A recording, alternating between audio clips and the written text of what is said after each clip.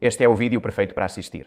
Antes da sua primeira corrida de gravel, ou antes da segunda, terceira, quarta, seja qual for, ou principalmente antes da sua primeira traca, porque vou tentar fazer com que seja um compêndio de todos os acertos e erros que venho acumulando ao longo de todas as minhas participações nas diferentes corridas de gravel que já fiz.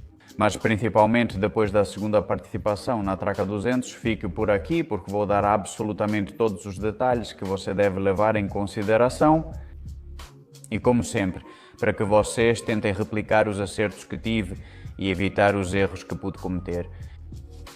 Claro, não se esqueça de clicar no botão de seguir, se ainda não fez isso, deixar um like bem grande e compartilhar o vídeo com seus amigos graveleiros ou, mesmo que não sejam graveleiros, vão acabar sendo, então compartilhe também. Vocês vão me permitir ficar aqui com a minha colinha, porque é muito conteúdo, muitas anotações que eu tenho, né? E para que vocês tenham uma ideia, vamos fazer uma sessão sobre o material do ciclista, outra sobre a bicicleta, outra sobre o treinamento, outra sobre a nutrição e, por último, uma sobre a logística. Então vou revisando aos poucos e, para contextualizar, quero transmitir para vocês que a melhora que tive em relação à minha primeira participação na Traca 200 no ano passado, para este ano, foi brutal, foi enorme. Vou sobrepor alguns dados aqui para que possam comparar as participações. Sendo mais difícil em relação ao desnível e mais longa em relação à distância, na edição deste último ano consegui tudo e com isso melhorar meus dados em watts, consegui melhorar enormemente minha velocidade média. E bom, embora isso não tenha se refletido na classificação, porque nós que temos até 39 anos entramos na mesma classificação que os profissionais, e bom, no final vieram mais profissionais e eu fiquei mais para trás. Sobre meus dados, a melhora foi grande e acredito que se deve a várias mudanças que fiz desde o ano passado, que vou comentar com vocês. Também levem em consideração que Traca, em concreto e em geral, as corridas de gravel que acontecem ao redor de Girona são muito diferentes de outros tipos de gravel que vocês podem encontrar em outras regiões. Por exemplo, as corridas de gravel da União Ciclística Internacional normalmente se caracterizam como o Mundial, etc, etc, por serem corridas nas quais você pode participar. Você pode participar com bicicleta de estrada, com pneus largos, pois são provas pouco técnicas, geralmente planas, com pouco desnível e velocidade alta. Aqui em Girona, especialmente na Traca, você passa por áreas com muito desnível. Enfrentamos inclinações de até 20-21%, tanto na subida quanto na descida, o que nos faz alcançar velocidades muito altas. E também Gerardo, o organizador do evento, o responsável por fazer os trajetos, tem um passado como mountain biker e sempre acaba nos colocando em áreas de single track, por áreas onde eu passaria fácil de mountain bike, mas com bicicleta de gravel pode ser um desafio. Quero que mantenham esse conceito claro enquanto explico, pois podem ter ideias diferentes, especialmente se nunca participaram da Traca, de que o gravel é só andar por estrada da terra, e pronto, aqui em Girona não é isso. Anda-se por estradas de terra, em grupos a 40 km por hora ou mais, mas também por áreas técnicas, onde a diferença é forçar um pouco mais ou menos, o freio pode te fazer cair no chão ou não. Na verdade, todo ano há muitos abandonos por quedas, por problemas mecânicos, principalmente garrafas pulando fora. Vamos comentar sobre isso, pois as pessoas ficam sem se hidratar. Ter esse contexto em mente é fundamental, pois difere de outras corridas de gravel. Então, vamos começar pelo material que o ciclista carrega com ele. E a primeira coisa que quero comentar com vocês é que, neste caso, para a Traca 200, no meu caso, falávamos de 7 a 8 horas de prova e, no fim, foram 7 horas e 40. Longa duração. Muitas possibilidades de atrito em diferentes áreas, então procurei usar roupas que fossem o mais confortáveis possível e, principalmente, que causassem o mínimo de atrito. Diferente de outras corridas, eu usava o macacão Pisei de peça única, muito confortável, mas com a almofada mais leve. Então troquei pelo conjunto, culotte maillot, basicamente por dois motivos. O primeiro de todos é por causa dessa almofada mais grossa, dessa almofada mais acolchoada, que tem o culotte. E que em testes anteriores à corrida me garantiu que não ia me irritar, que não ia me causar assaduras, e tudo mais. E também há uma combinação com o sling, que vou explicar para vocês quando chegar na bicicleta. E por outro motivo, porque os bolsos do maillot, ao contrário do macacão, são um pouco maiores e me permitiam levar mais nutrição comigo. Dito isso, próxima questão. Capacete Physique, novo lançamento que saiu há pouco tempo. Usei o modelo padrão, o mais ventilado, pois eram esperadas altas temperaturas, chegando a 30 graus. Correto, alguns usavam o modelo aero para economizar watts. Quanto à aerodinâmica, e aqui eu dei mais importância à ventilação, ao resfriamento da cabeça e tudo mais. E a verdade é que eu agradeci por isso. Sobre os óculos, usei os Out of Puma, que são os mais leves do mundo, pesam apenas 16 gramas. Isso não é nada determinante, mas enfim, tenho que dizer que funcionou muito bem. Zonas de sombra na floresta e tudo mais, nenhum problema. Fizemos a troca rápida na área técnica com a ida, então foi ótimo, sem problemas. Tênis teve uma mudança importante em relação ao ano anterior. No ano passado já usei as Physique Vento Proshi, que são de uma linha mais flexível, uma linha mais confortável, vamos dizer assim. E este ano usei as Ferox de carbono, que já são pensadas para competição. E tenho que dizer que, pessoalmente, isso é algo muito particular de cada um, mas eu me senti muito melhor com os ténis rígidos a 100% de carbono, com essa possibilidade. Além disso, usando os Favero ACI MAPR ou MX, que é um pedal de mountain bike, por ter muito mais rigidez na sola do ténis, fazer mais força, ter mais plataforma e não precisar mudar para pedal de estrada como muita gente faz, eu já testei. Para mim, realmente não faz sentido porque no momento em que você precisa descer da bicicleta, se encontrar lama, vira uma confusão. Além de pisar e escorregar, eu prefiro ténis e pedal de mountain bike. E nesse sentido, quanto mais rígido for o ténis, pelo menos para mim, melhor. É verdade que tive problemas, tive algumas pequenas bolhas nas laterais das solas dos pés e algumas queimbras no pé direito. E isso basicamente tem a ver com o seguinte: de manhã não ajeitei direito as meias nos ténis e ficou aquela dobra na borda, na parte interna e na ponta do pé.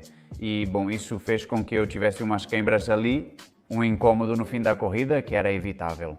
Era só colocar a meia direito e não correr.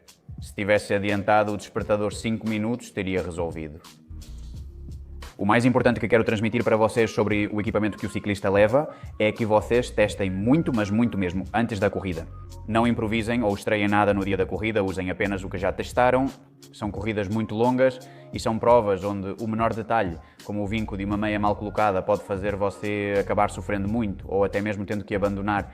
Se a situação piorar ou surgir um machucado grande, testem tudo sem limites. Parece óbvio, mas todo o acúmulo de quilómetros, até mesmo no Road to Track ou Road to Carreira, façam sempre com o mesmo material que vocês pretendem levar. Assim, já serve como teste para ver se precisam eliminar ou escolher outras coisas. Certo, mas agora vamos para o assunto do material da bicicleta. Vamos ver, é preciso levar em consideração que nas corridas de gravel, especialmente essas tão longas e especialmente track, que é uma condição tão técnica, a configuração da bicicleta provavelmente vai acabar sendo muito diferente no final da corrida de como você começa. Porque, para exemplificar, a pressão dos pneus vai diminuir enormemente, apesar de a temperatura do dia aumentar. Isso geralmente aumenta a pressão dos pneus. Batida após batida, nessas áreas técnicas e rápidas contra pedras, acaba-se perdendo pressão no final. Então pode parecer uma bobagem, mas leve isso em consideração. Logo no começo da corrida, eu já bati na roda traseira. Felizmente não tive danos, mas perdi muita pressão e corri quase toda a prova com menos pressão do que queria. Deixo isso aí só para considerar. Vocês vão ajustar a pressão dos pneus? As rodas podem entortar por causa das pancadas? Os movimentos centrais sofrem muito, geralmente acabam fazendo barulho. Na verdade, o meu acabou fazendo barulho. Os tubos de direção também, pois as suspensões geralmente são rígidas. Então, por isso, vocês têm que manter a manutenção da bicicleta sempre em dia, tudo bem pensado, porque as suas bicicletas vão mudar, coisa que não costuma acontecer tanto na estrada, porque obviamente o material não é levado ao extremo do estresse, e no mountain bike, por ter suspensões, normalmente também não há tanto problema, mas no gravel é algo a considerar. Vamos começar pela bicicleta. Neste caso, me propuseram fazer a corrida este ano com uma BMC de Cayús. Eu realmente não poderia estar mais satisfeito. É verdade que é uma bicicleta com uma geometria um tanto radical que te obriga. A bicicleta já é bastante aerodinâmica, como tudo que a BMC faz, mas ela tem uma geometria com um reach muito longo e uma distância entre eixos muito longa, que é determinante para duas coisas.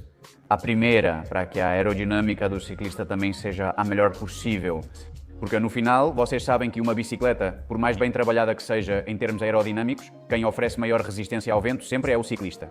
Então, quanto mais o ciclista estiver inclinado sobre o guidão e com as costas mais abaixadas, mais aerodinâmico ele vai ser. E essa bicicleta te obriga a ficar nessa posição, então exige um tempo mínimo de adaptação para conseguir adaptar toda a musculatura, toda a região do core para trabalhar dessa forma. Por outro lado, a longa distância entre eixos ajuda bastante. Estabilidade em altas velocidades.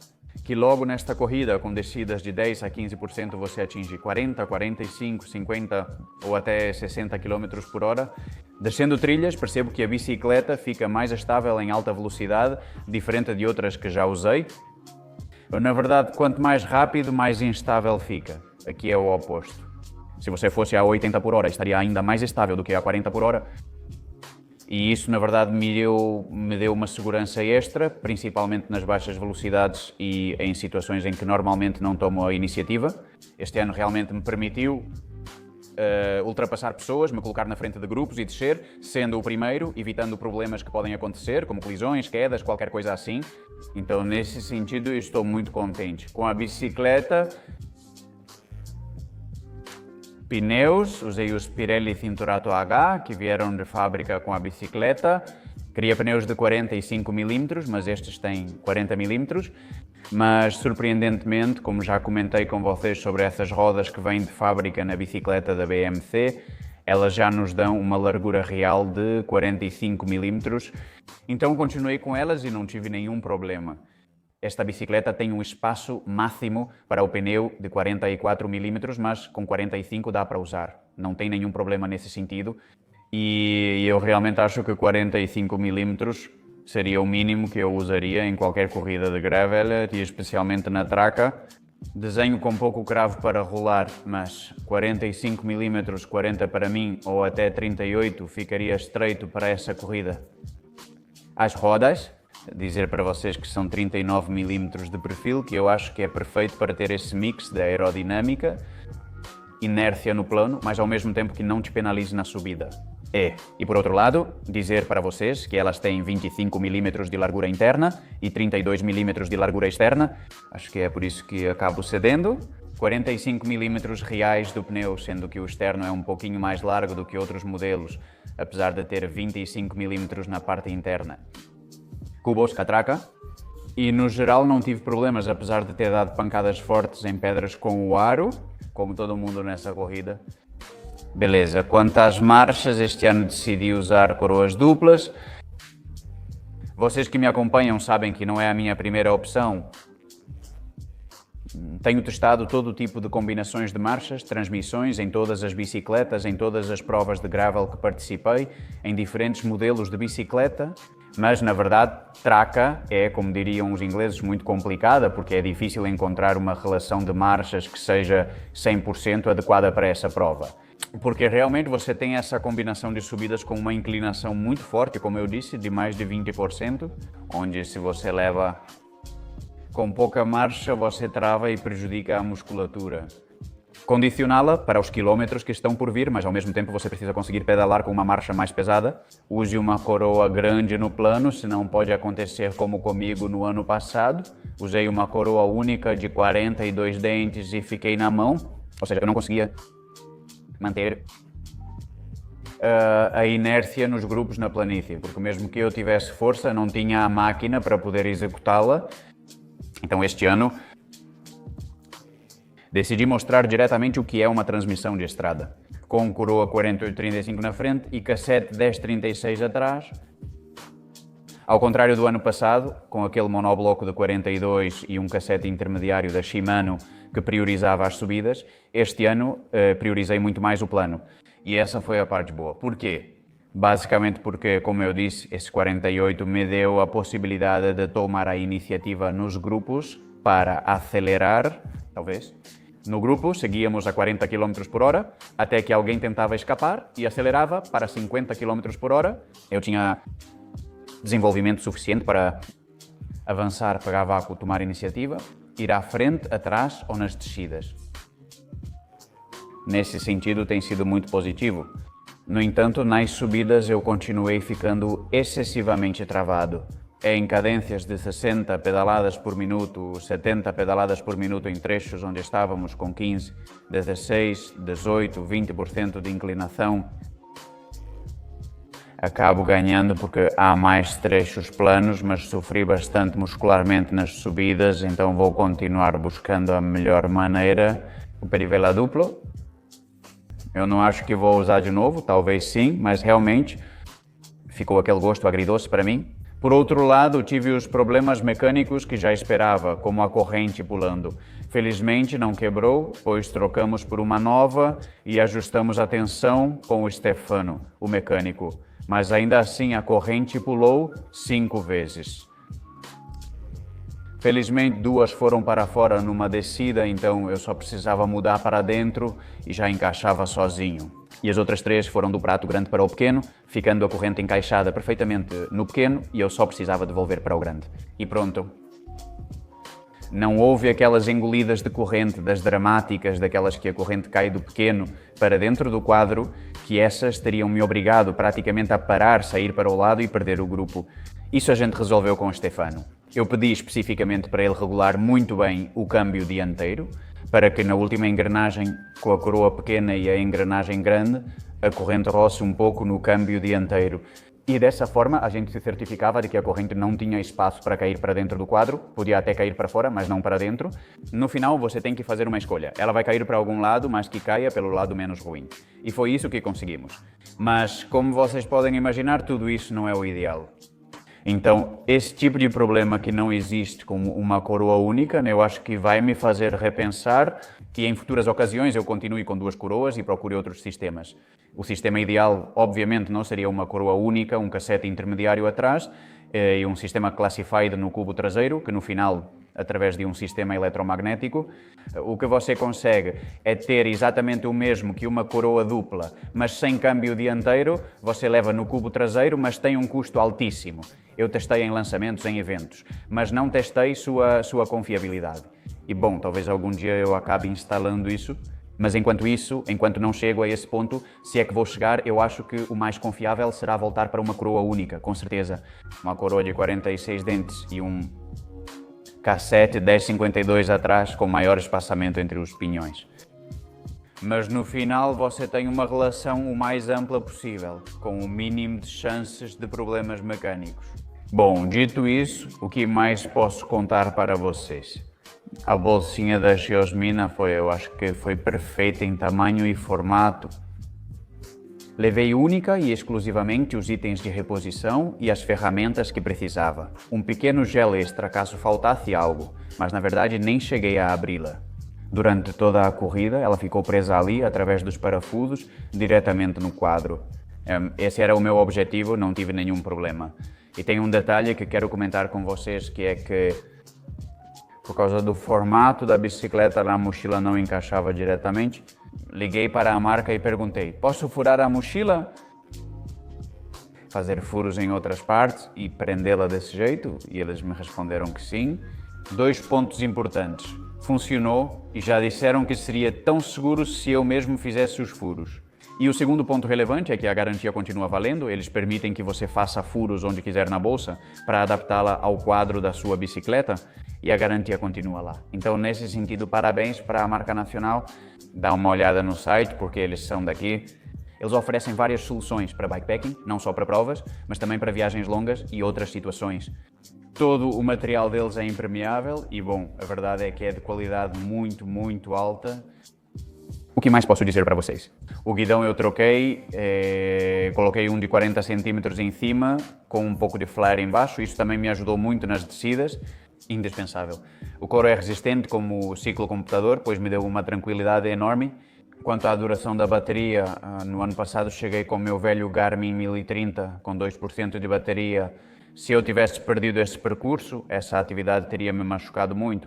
Mas enfim, com o couro é resistente carregado a 100% pela manhã, depois de quase 8 horas de prova, Estamos falando de apenas um consumo de 5% da bateria, porque foi recarregado por energia solar, etc, etc. Então, incrível. E a Insta360X Pro 2, que eu levo ali para fazer as onboards, na verdade eu já disse isso outras vezes, é a melhor câmera que você pode levar para registrar suas aventuras. Depois você pode adicionar gráficos com todos os dados, é incrível. E também vou deixar um código QR por aqui, um link aqui embaixo, caso alguém queira dar uma olhada no site. O selim é importante. Eu passei de um 3D do ano passado para um selim tradicional. Nesse caso, os dois eram physics.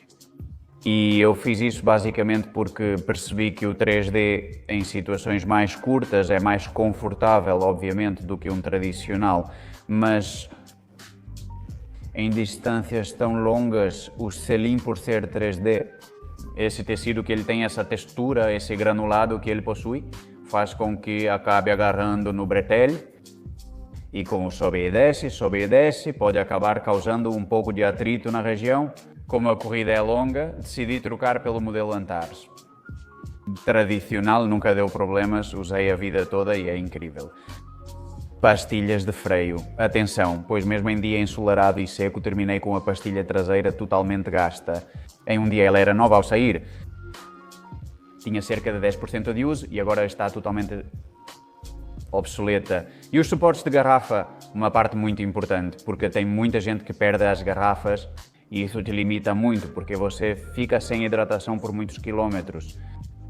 Em outras ocasiões eu já usei umas fitas de velcro nos suportes de garrafa para segurar bem e garantir que elas não caíssem. Felizmente a MC Caius vem com esses suportes de garrafa que tem um design aerodinâmico. A bicicleta fica mais aerodinâmica porque se adapta ao quadro, mas felizmente eu testei isso nos dias anteriores à corrida. Eles seguram muito bem, até garrafas de 750 ml completamente cheias não caíram, então é ótimo. Parabéns para a VMC. Dito isso, o treino é essencial. Uso o medidor de potência Axioma Pro MX da Favero, porque, bom, para realmente poder medir os esforços, já não tanto da corrida, mas principalmente dos treinos, de todo o percurso necessário para chegar bem fisicamente na corrida e competir, não só sobreviver. Acho que este ano consegui fazer o que pude dentro das minhas limitações. Então, pessoalmente, acho que é preciso contar com um medidor de potência. Se vocês tiverem um como os da Favero, já sabem as vantagens que vão ter. O medidor de potência fica no pedal, permitindo trocar de bicicleta mantendo o medidor. Vocês podem trocar por várias bicicletas, leva o mesmo tempo que trocar os pedais entre elas. Além disso, o sensor de força está exatamente no mesmo ponto onde a força é aplicada. Então é 100% confiável, todos os dados são transmitidos rapidamente.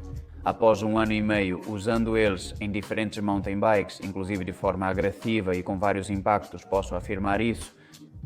A resistência dos pedais é excelente e a leitura dos dados sempre precisa, sem problemas. No nível de treino que fiz, coloquei menos foco em sessões extraordinariamente longas, de mais de 6 a 8 horas do que no ano passado. Por exemplo, eu tentava replicar muitas vezes a quantidade de horas que iria passar na corrida, nos treinos. No entanto, o que eu fiz foi distribuir esse volume ao longo de mais dias de treino. Vale dias de 1h30, 1h30, 1h30, 1h30, 1h30. Cheguei no fim de semana e fazia 8, então tentei fazer cada dia 3, 3, 4, 3, 4 e assim aumentar o volume total. Obviamente, no começo da temporada, trabalhando muito em Z2, como todo mundo sabe, mas uma vez que a pré-temporada acaba, comecei a trabalhar muito, o que é conhecido como sweet spot, que é o ponto de transição entre zona 3 e zona 4, porque basicamente, se olharem o gráfico da frequência cardíaca durante a corrida, verão que permaneci mais tempo nessa zona. É a zona em que você está constantemente durante toda a corrida, porque se tem uma coisa nas corridas de gravel é que o ritmo não para. Pam, pam, pam. Você está sempre presente e estar em grupo não significa descanso, é o oposto. Então tentei replicar esse momento o máximo possível, sweet spots de 20 minutos depois, uma semana depois, 40 minutos depois, outra semana depois, de 1 hora, até chegar a fazer até séries de 2 horas, 3 horas em sweet spot. Cada um que gradue o seu, mas aí vai o meu conselho. Importante capacidade para mover grandes marchas. Esse prato grande você tem que ser capaz de girar no plano. Trabalho específico na bicicleta de estrada com coroas de 52 dentes. maiores do que esta, para depois vir para esta e estar bem adaptado. E trabalho específico na Academia D e, sobretudo, também treino bastante sozinho, pois haverá momentos em que você estará fisicamente pior. Da corrida, 5, 6 horas você vai ficar sozinho. E é aí que mentalmente você tem que estar melhor e tem que estar preparado. Você tem que entender que ali a média de velocidade depende inteiramente de você. E por último, a questão, no meu caso pessoal, a habilidade de me movimentar em grupo. Isso é algo que este ano foi uma mudança considerável, porque é o que me permitiu pular de um grupo mais lento para um mais rápido. Me movimentar bem, evitar problemas e estar sempre à frente para não sofrer possíveis quedas. E isso eu conquistei participando de muitos eventos de gravel e de estrada. Eu vinha do mundo do mountain bike, não tinha isso adquirido. E é algo que ainda me falta muito, mas que eu melhorei e que realmente pode te dar minutos de melhora enormes. Sem precisar ter tanto desempenho, simplesmente pela habilidade de saber onde estar e não cometer erros. Nutrição, alguns dados: 110 gramas por hora. Em relação aos carboidratos, 240 ml de cafeína, que tomei entre 2 géis e uma goma. Também tomei 2 goles de Coca-Cola no terceiro ponto de apoio, onde precisei parar. E 4 garrafas de 750 ml, 2 delas com Hyperdrink 90 da Crown Sport Nutrition e outras 2 com isotônico.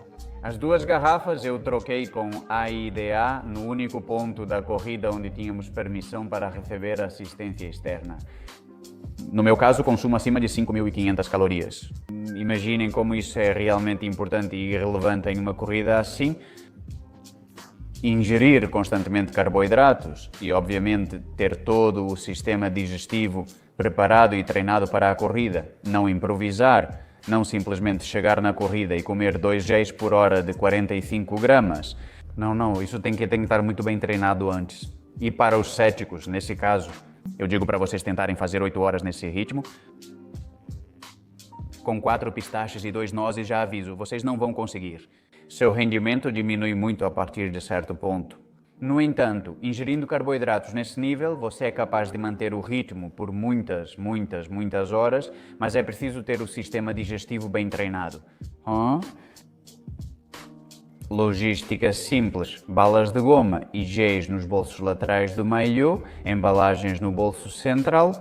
Depois de usá-los, ferramentas e peças de reposição vão na bolsa de Geosmina. Como eu disse, não é? E assistência externa no único ponto permitido, que neste caso foi feito pela AIDA, me dando mais nutrição, me dando mais EHM garrafas e lubrificando a corrente. No meu caso, eu não tinha planejado parar em nenhum momento. Outros pontos de apoio, havia 3 pontos de apoio organizados pelo evento, onde tudo dependia de você. Você mesmo tinha que pegar as coisas, não podia ter assistência externa, eu não planejava parar em nenhum deles. No terceiro, o calor aumentou muito, chegando a 30 graus, e realmente me vi obrigado a pegar líquido, a pegar um galão extra de isotônico que não comentei antes. No fim foram 5 galões. Aqueles 2 goles de Coca-Cola mentalmente me reviveram. Mais crucial e mais difícil, com certeza. E enfim, isso é um pouco tudo o que consegui reunir. Se tiverem alguma dúvida, deixem nos comentários, vou tentar responder. Se vocês tiverem alguma experiência para compartilhar, por favor deixem também, porque vai ter muita gente que pode se beneficiar disso. Gostaria de saber a opinião de vocês sobre a transmissão, especialmente se usam coroas duplas. Eu sobre isso tenho uma opinião bastante... Depois de formada e tendo experimentado, ficou claro que vou evitar isso. Enfim, sejam muito felizes e nos vemos nos próximos vídeos. Tchau, tchau.